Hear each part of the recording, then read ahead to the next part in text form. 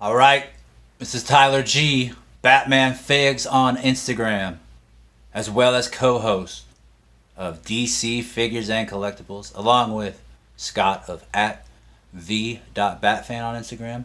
Go check him out. His page is awesome. We have an action figure review for a character that doesn't get much love, but he actually had an on-screen movie appearance. You may not have known it, but I know diehards definitely know that he was in the film. He is KGBeast, and he is an assassin. And he actually comes with a lot of cool accessories, and he could store the accessories all on his person. You don't need a extra bag or extra space. He's got it all covered, and he's actually a really cool figure. And I do want to say, if you want to hear a lot about this figure, we get a lot about the process of how he was created, talked about on the most recent episode of DC Figures and Collectibles. And I'll try to leave a link in the description if I remember. I got on every video except for one, so hopefully I remember this one. But let's take a look at Mr. KGBeast. He's a very cool, it's a very simple look, yet just looks awesome. Come on. Good paint. This is actually put over his body, so it's not part of his person, so he can ab crunch somewhat, because this is like a rubber overshirt.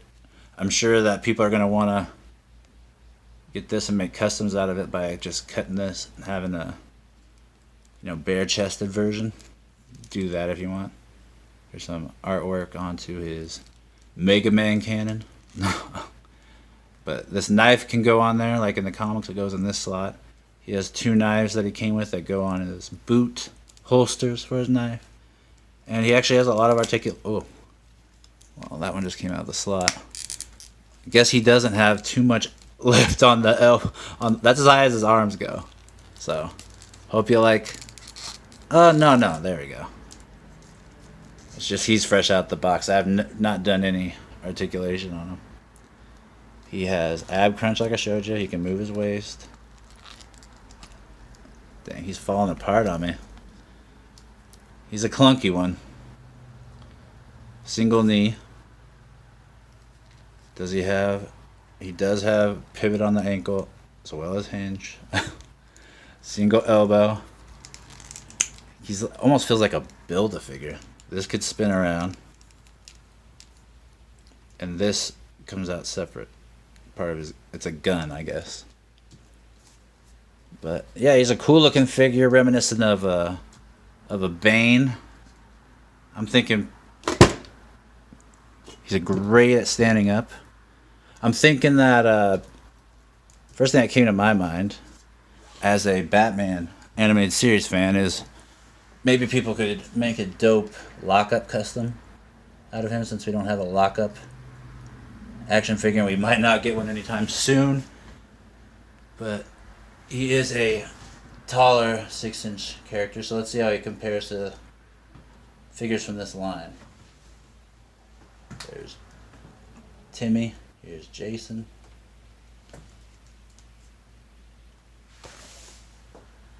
So not too much taller, but definitely broad.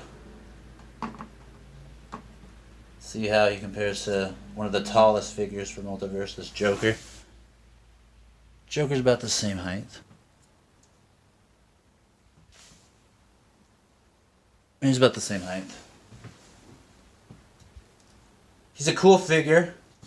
Had to do more research on him. I don't know too much about him, but he looks like he photographed really well. He has a lot of great paint apps. As you can see, there's even a shadow effect and like here, let's look. There's a shadow effect.